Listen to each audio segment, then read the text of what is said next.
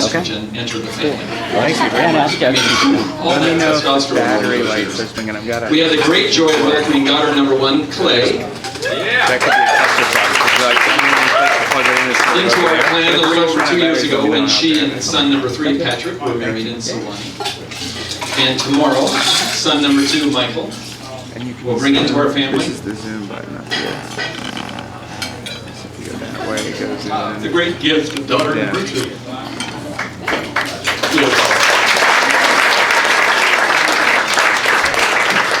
And it's wonderful to be back in our other home state of Kentucky. As many of you know, but maybe many of you do not, we lived in Louisville for 7 years, back in the 70s and 80s. And Justin, our oldest child, and Michael were born in Louisville. And I'm a proud graduate of the U of L School of Medicine. And we still boast many members of the Fitzgerald family who live here in Lexington as well as in Louisville. Now add in the fact that Karen's home, Karen Jones, Liz's mom's home in Crescent Hill in Louisville is literally 2 blocks from where Maureen and I lived and where Michael was born back those many years ago. And Wayne and Kathy Sweezy operate Timbertown Stable right here in Lexington. And we have been hosted so generously in both locations, you can see why this feels like such a special homecoming to us. With all of those points of connection among the families, I think the universe probably decreed that Michael and Liz belonged together.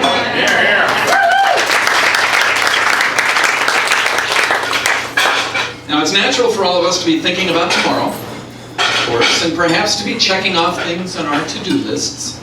Thank God most of my to-do lists are done with.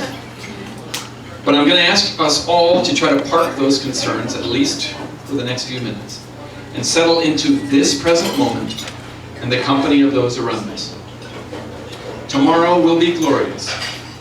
Perfect, really. But tonight is pretty special as well. So for all of you who may have scurried in from out of town and rushed to change clothes and get here on time, just kick off your shoes, literally, if you would like. Debbie Woody has already done so. You can follow her lead. And settle in right here, right now. Because these moments will not come again.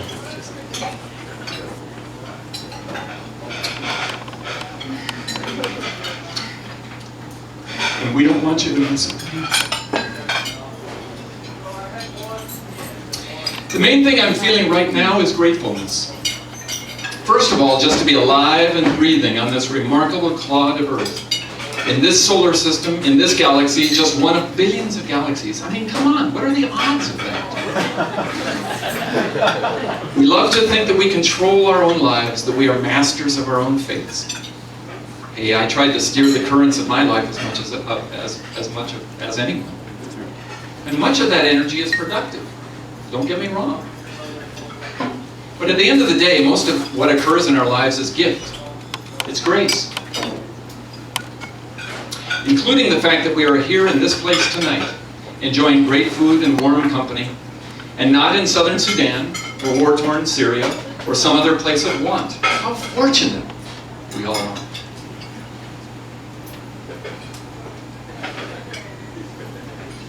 And how fortunate we are to witness Liz and Michael coming together in marriage. Since I'm well into my 7th decade now, I've formed some theories about life that you will now be subjected to. Don't worry, I won't take long, and you certainly do not need to agree with me. But since Maureen and I are your hosts, you're sort of stuck listening to my toast in exchange for the dinner and drinks.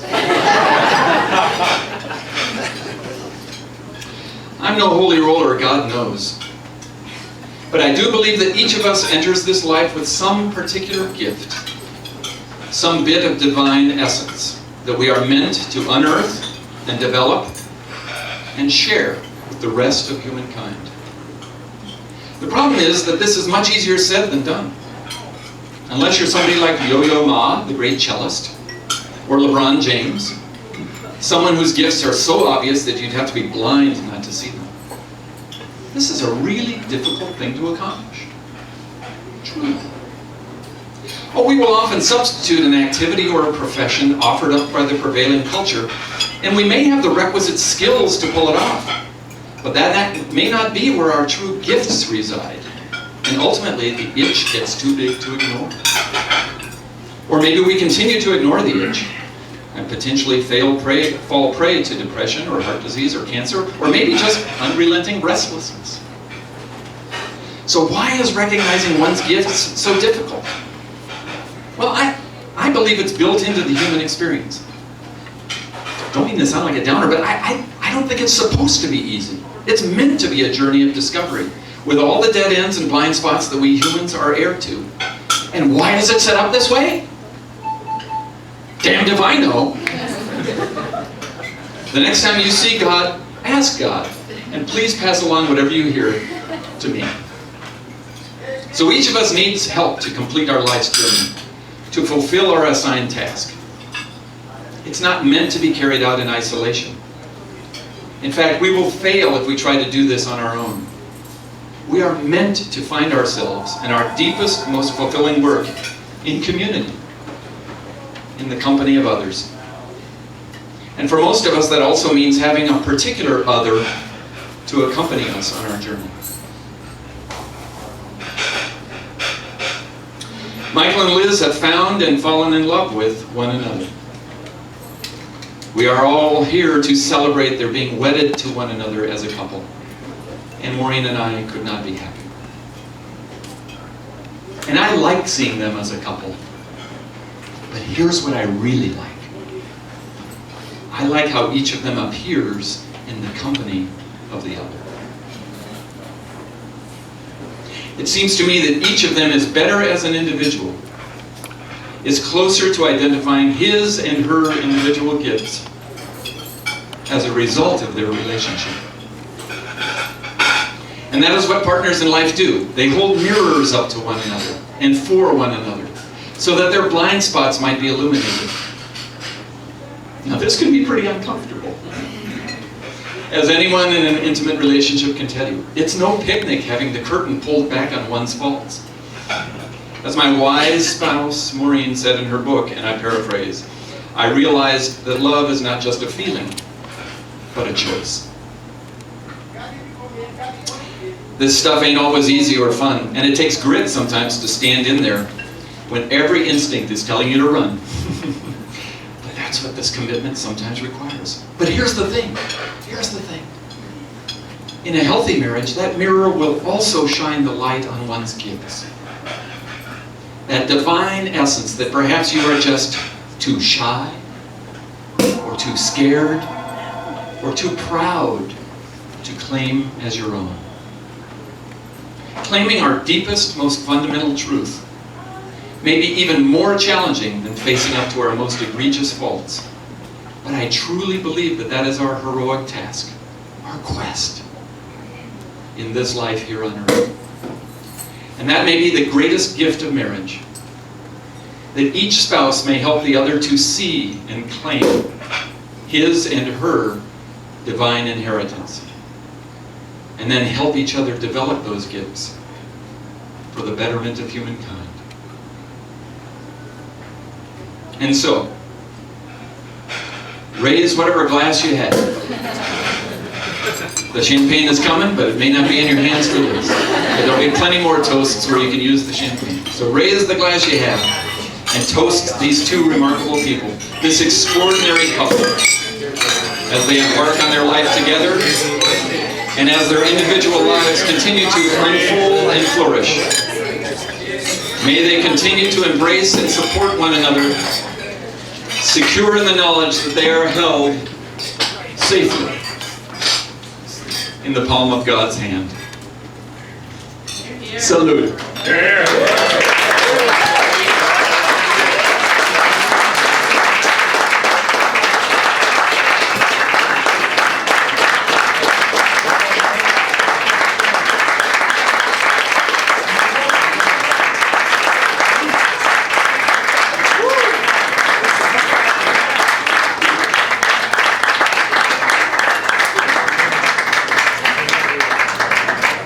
Susie? Wayne?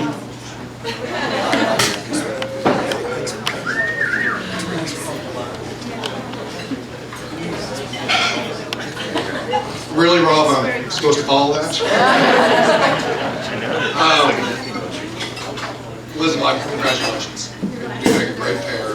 Proud to both of you all. And Michael, your video last night was superb. I swore I wasn't going to get tears in my eyes. And you all brought them there. And so I appreciate that. It was super. So you made a great couple. But to Rob and Maureen, you all are super good folks. And I never expected to have you all, people like yourselves in our lives. It's been wonderful. I love it. I appreciate that so much. And we're bringing Michael over. And everyone else that's here tonight, so many of you I don't know, and I'd love to get to know you better. But so many of you were Liz's friends when you were young, and we spent lots of time together. And seeing you all grow up, and now with families of your own, and it's just wonderful. And I've enjoyed every minute of being around this weekend. So welcome to Lexington, and thank you very much for dinner, and good luck with your marriage and the rest of your all lives. I love you both. Cheers.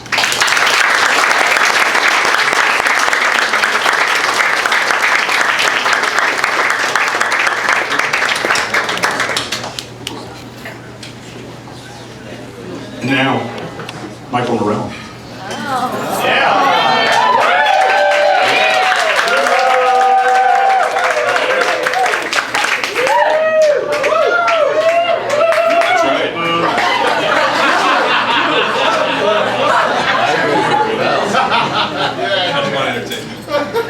So it may be sort of untraditional for me to go this early, but I'm sort of bucking tradition in part because, frankly, I want to finish up and then sit right back down there and drink champagne and listen to the rest of these toasts. So I'm going to get these thank yous out of the way now.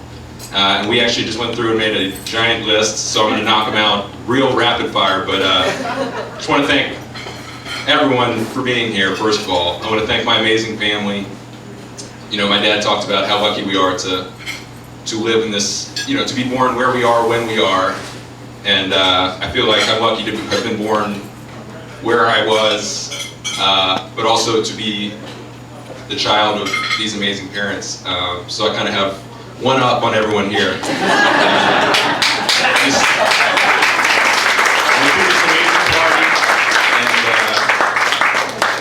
I feel like I'm the luckiest guy in the world, and I I'm not messing around about that. I really do feel that way, and you know, I have Liz, so it's confirmed. Which also, I want to thank my folks. I want to thank Wayne and Kathy. I know Liz feels like she couldn't have done all of this without Karen's help. She's really been instrumental in all of this. So thank you so much to Karen as well, to all of our folks. All right, we'll go through this real quick. Just want to give a shout out to my older brother Justin, who obviously couldn't be here, but all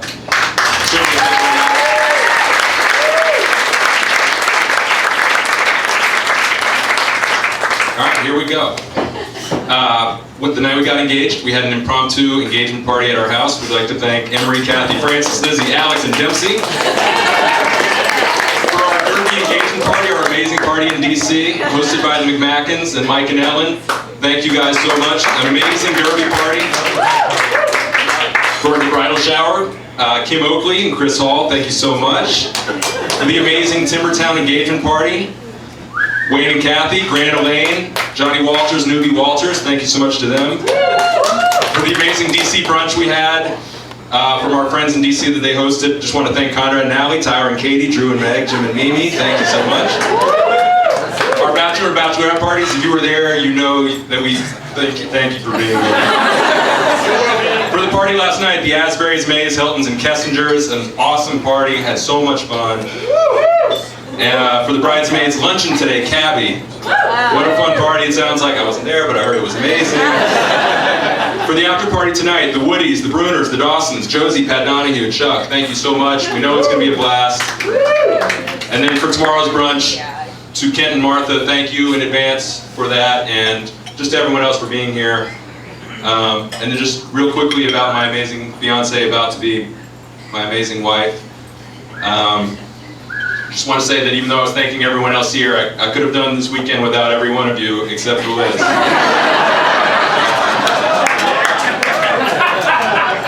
And so, thank you, but frankly, I didn't need Sorry. you know, there's a lot going on, and we're so thankful for all of it, but we're just so happy to have each other, and we're just trying to really focus on how much we love each other and how amazing this weekend is for us and our relationship. And we're so excited, and people have been asking if I'm excited to get married, and I say yes, absolutely, but I'm much more excited to be married, and that's really the way I think we both feel, which is this weekend is going to be amazing. It has been amazing, but we're really looking ahead to a long and amazing marriage together. And really just here, real quickly, and then I'll wrap it up, I just want to kind of vow to never take Liz for granted, because she's so amazing, and I have to refer to minutes. Yeah. We can edit that out. We'll edit that.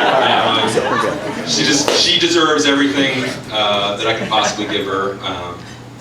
All the love, support, all the pushing her, all the comforting her that I can possibly give her. And so I just vow here in front of all the people that I love that I will make it my life's mission to do that. So thank you for saying yes, and let's have fun tonight.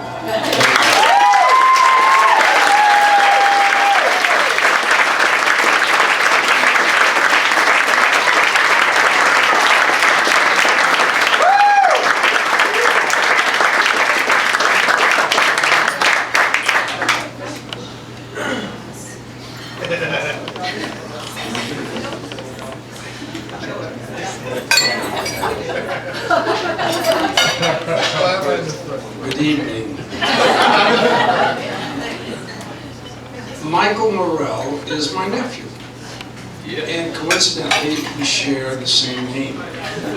He maintains that he's the real Michael Morrell. I say, okay, but I'm the original Michael Morrell. So we've come to peace. This is the personification of what you would want as a nephew. Really, more like a son. He and Liz have a beautiful, beautiful relationship. And they've been in DC for several years, and we've been the beneficiaries of this. So we're very, very lucky. There are only two problems with Michael. Number one, I say, let's go to the Nats game. He says, are they playing Atlanta? So I root against the Nats. Okay, I can live with that. Michael, would you like to go see the Hoyas play? Well, my cousin's going to be there so we can hang out. Otherwise, I don't think so. Anyway, Ellen and I are very, very lucky in this sense that Michael has been in Washington and going well before that with my three sons and Patrick. They're really more like brothers than they are cousins. So this is really kind of a special night for all of us. And we're very, very lucky to be here. Robert and I, by the way, I will say this only once because Robert's going to kill me. People say to me, oh, you look just like your brother, and Robert cringes, but it is true. Anyway, before the young people come up with the funny stuff, I just want to say to Liz and to Michael how happy all of us are for the two of you. What a wonderful weekend. We look forward to the wedding. We thank Maureen and Robert for hosting us. And what can I say? This is pretty good stuff. Yeah. God bless. All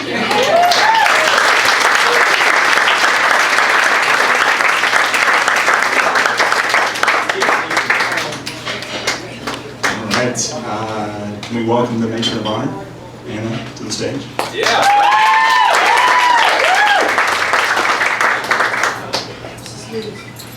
Hi, my name is Anna Kavanaugh, and Liz and I have been best friends since we met in middle school.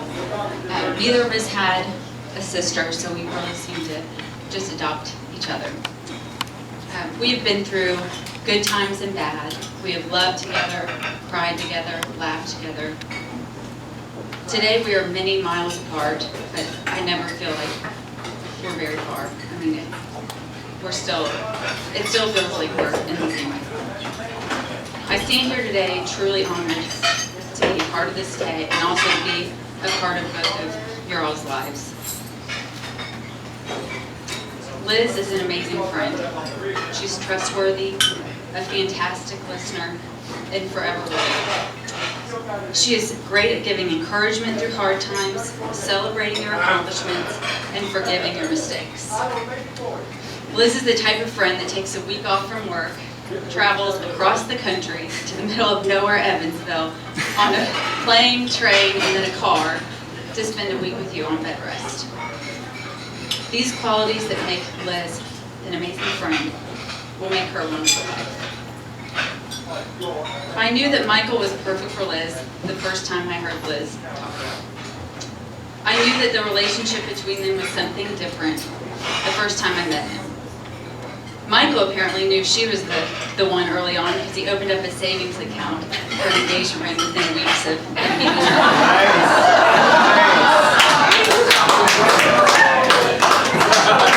That's a smart move. Wow. That's putting your money where your mouth is.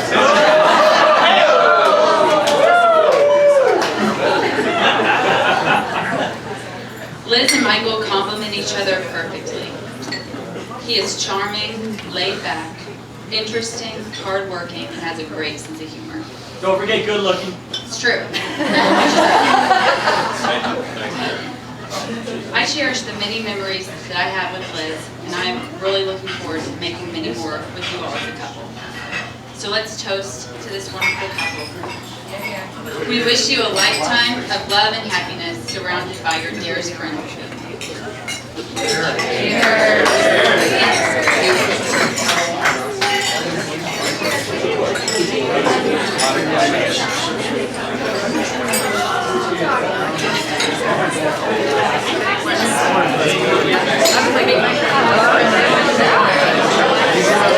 right, ladies and gentlemen, Mr. Kent. Good evening.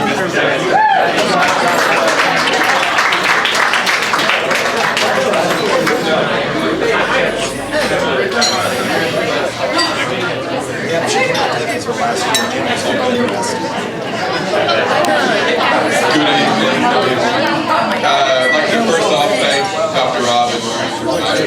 It's a beautiful night, and it's nice to see everybody that being in LA, sort of you're apart from a lot of people and seeing a lot of Lizzie's friends I haven't seen in a really long time. It's great to see everybody, and thanks for having me, and welcome to Lexington for out-of-towners. I don't know, Liz and I were about 16 months apart, and so growing up it felt like we were kind of twins. There were a lot of things we did together. I'm sure Mom dressed us alike. And all like our haircuts, the bangs were kind of the same for a long time. But when she went to Swanee, it's sort of, I'm not going to say I lost touch with her, but you sort of grow apart when you get older, and so it's nice that I can talk to her now. She comes out to LA every once in a while, and I get to visit with her here and there. And it's, I feel like as we've gotten older, we've kind of grown closer together. And so I met Michael for the first time last November, and it's, I don't know, Liz has had plenty of boyfriends, and I'm sure, I'd like to admit Michael's had plenty of girlfriends.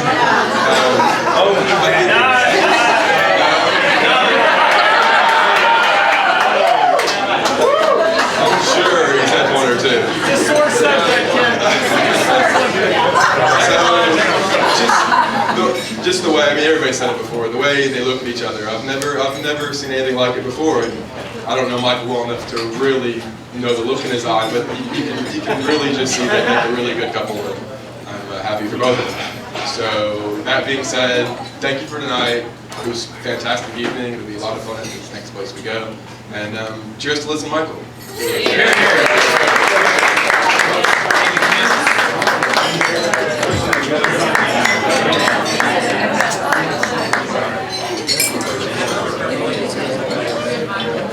All right.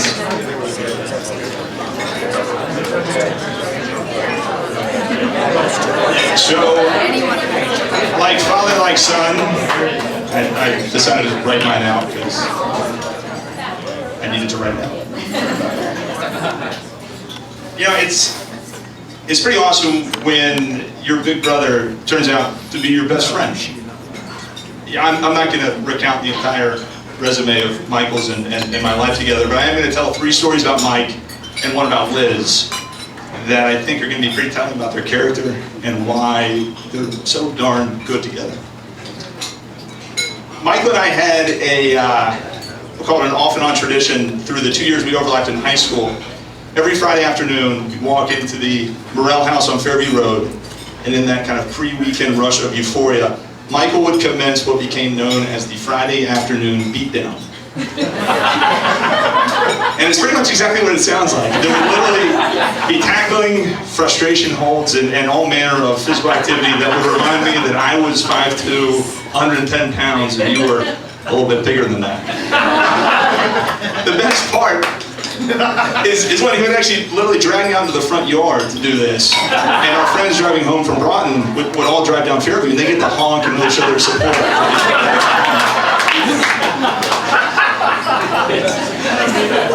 But for some reason, I really don't tell this story to say that Michael was a bully. In fact, the opposite. For some reason, we both found this totally normal and absolutely hilarious. And it fell into this long line of weird Morrell brother behaviors where we watch the same bad movies, we tell the same bad jokes and movie lines. And the Friday afternoon beatdown represented the point at which we stopped being just brothers and really became friends. I really do remember that.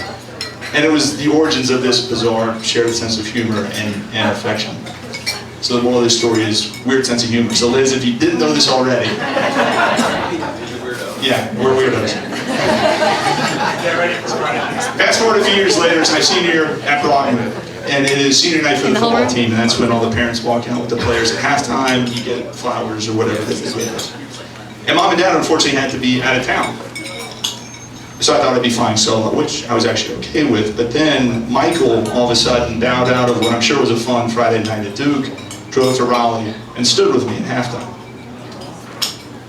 And I wasn't a particularly sentimental or emotional person at this stage in life, but that really registered with me. Seeing parents with kids and knowing that my brother kind of stepped up and solidified this familial bond that had to this point been solidified by Friday afternoon beatdowns, it was kind of nice to see that. Lastly, in DC, so fast forward a few years later, I am a well-intentioned but extremely underpaid press release writer on Capitol Hill. Michael is, let's say, doing a little bit better than I am professionally. Anytime we'd go out to drinks, lunch, dinner, the check would come and all of a sudden it would disappear. And that's because Michael paid for pretty much 2 years of my dinner and drinks. It was subtle, it was kind, and it was just my brother looking out for me. Michael's the person I really admire most. He's one of those people, and you know this because everybody here knows him, he's incapable of BS. He really is. He's the most honest person I know. He's an incredible judge of character, evidenced by all you awesome, awesome people here. He's one of those really rare people that he doesn't hold himself in comparison. So that means when you're just hanging out with him, it's fun and easy and calm. He's the only person I know with whom I'd want to coach a Pee Wee basketball team.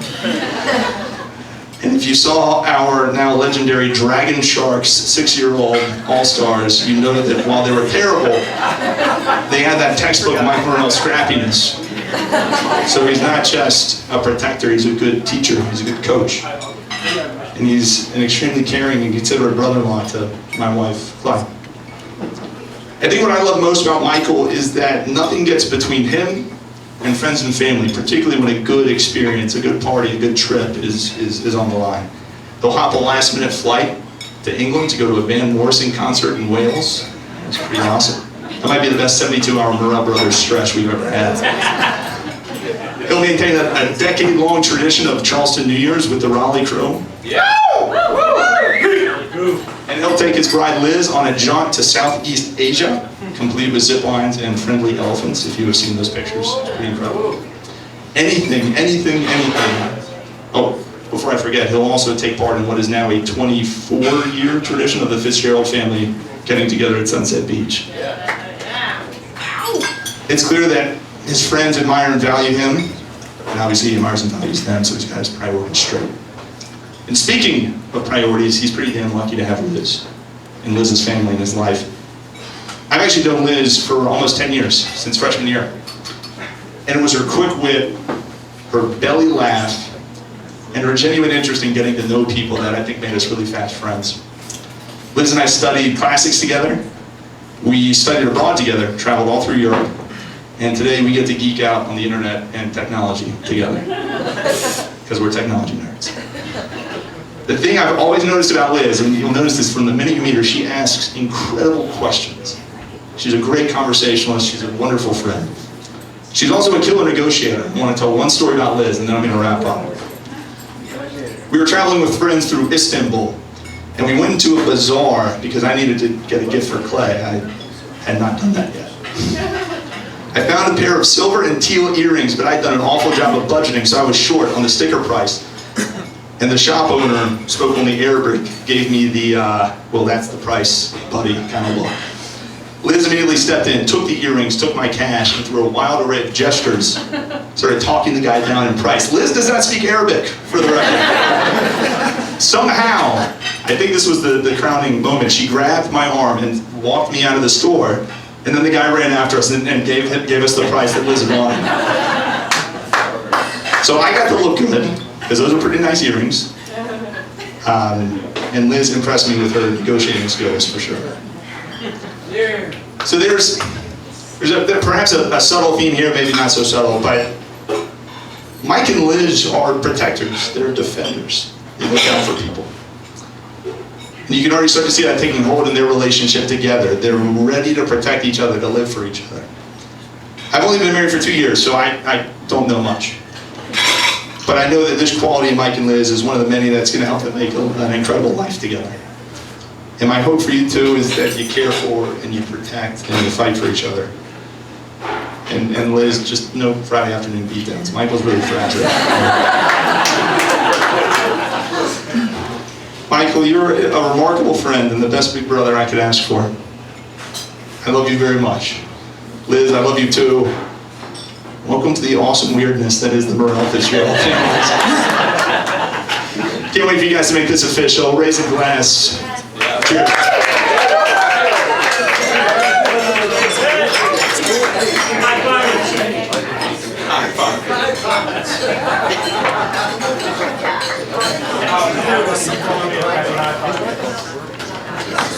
All right.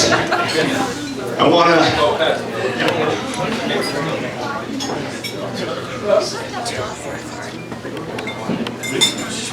If you need to get a drink, use the restroom. Please feel free.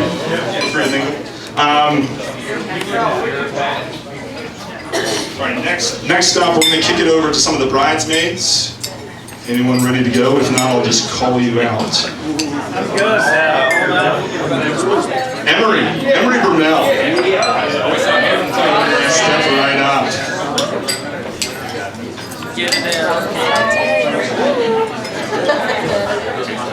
Message from Maureen Morrell: the cake pops are delicious. You can eat them. I'll second that. They're amazing. I'm Emery. I am a friend of Liz's from Swanee. And I'm going to just be on a much lighter note here, but I want to tell y'all how Liz and Mike sort of came to be. And it's all about a little thing called fall focus. So Liz and I, so I've only been in DC for the past 4 years. I came to Washington after a little stint of, doing whatever out west. So as soon as I moved to DC, Liz and I immediately moved in together. Kind of lived in a weird place, got out of there, moved on to 3846, the sorority house. Woo! And so when we moved into 3846, Karen and Bardstown Grand came up and they helped us move in. So in the process of the weekend, of course, we take a time out, we go to have lunch just down the street. I think we were at Town Hall. And inevitably, our love lives come up. Liz and I are both single at this point. Karen and Gran are saying, all right, y'all, what are we gonna do to fix this? Y'all are hanging out with these Swanee guys. We gotta do something different. So they hatched this plan called Fall Focus.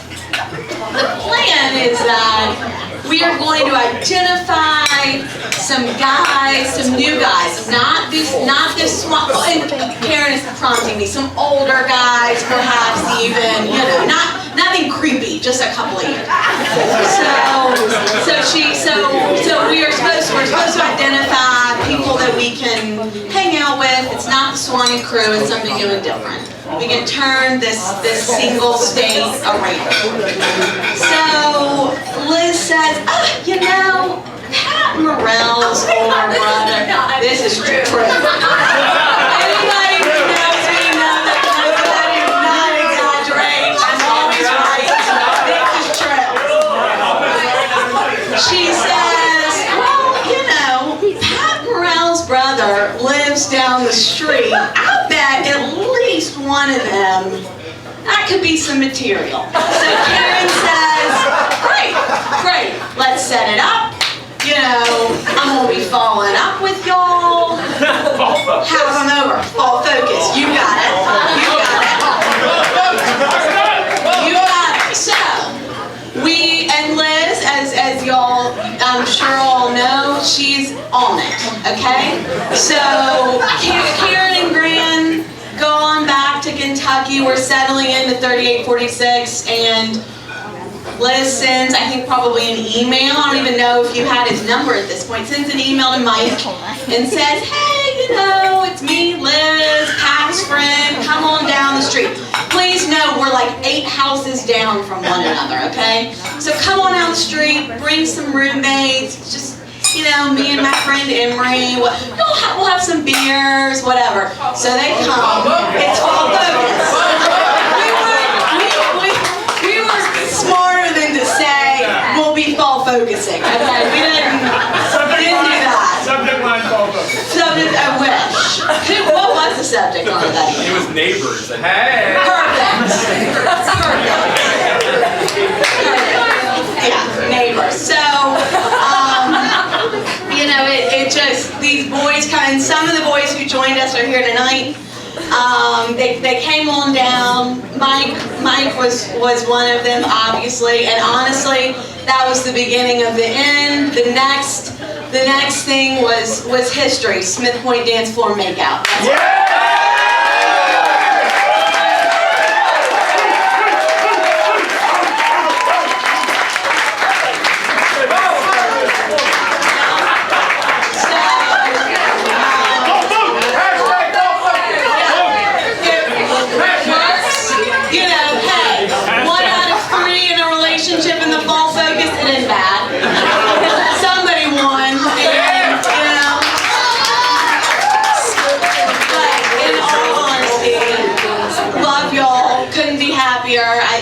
It's fantastic, and it's really come full circle. Here we are on a beautiful fall evening, celebrating in Keeneland, in Lexington. Couldn't be happier to be a part of this day. So, obviously, to Fall Focus.